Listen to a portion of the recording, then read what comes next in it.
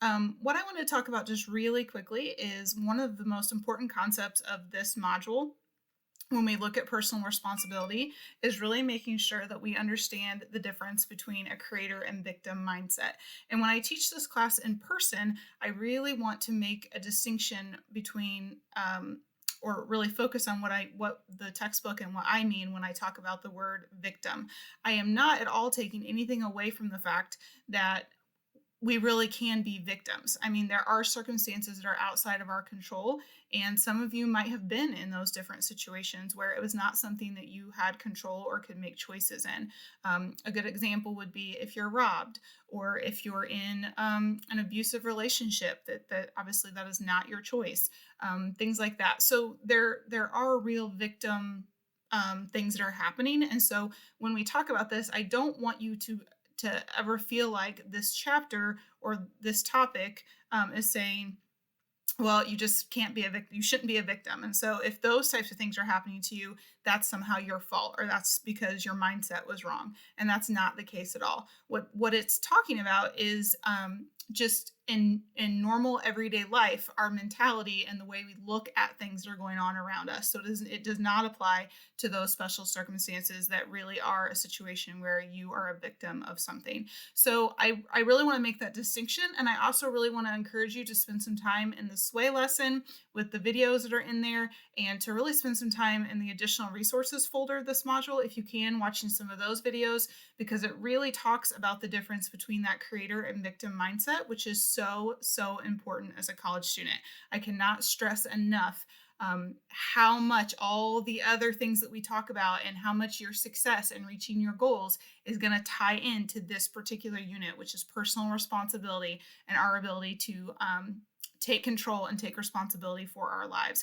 And so within that, it talks about creator language and how to kind of retrain, reprogram our brain to speak and think as a creator. And I will tell you, this is something that I have really struggled with in my past. I, at different points in my life, have not had the best self esteem. And so I will tell you, my inner critic can be very loud. Even now, as an adult, when I don't struggle with that as much and I do feel like I have more confidence, there are certain situations that I get in that, man, that inner critic voice inside will start talking and say, you can't do that. You're not smart enough to do that. You're not perfect enough. You're not good enough. Those types of things. And so it's really important that we learn the differences in those voices. We're able to label them. And so this module talks about your inner critic, your inner defender, and then your inner guide.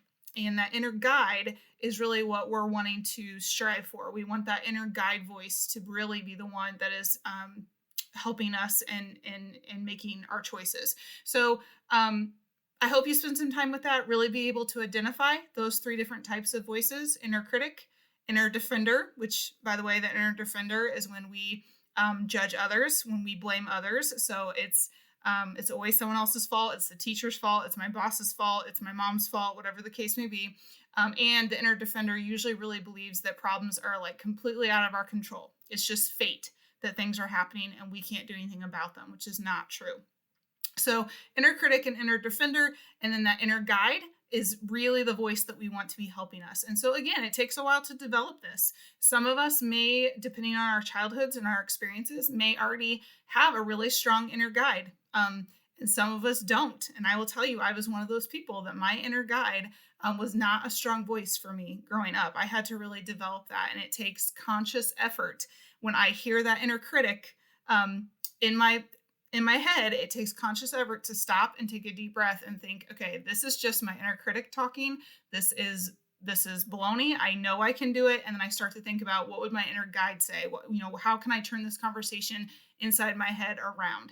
And so that's what we want to focus on in this module. So I hope that you really get a lot out of that.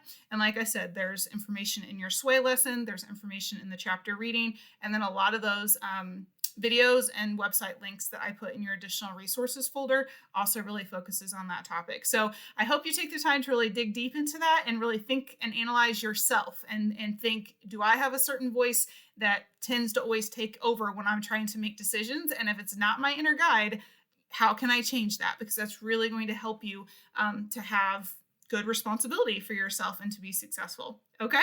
So it was great to just hop on here for a minute and to, so you could visually see me and we could talk for a second. But definitely as we go throughout the module, I'll be checking in with you on these different topics through your discussion board and your journal, and then your assignment at the end, in addition to your mind tab. Okay. So have a great night. Bye.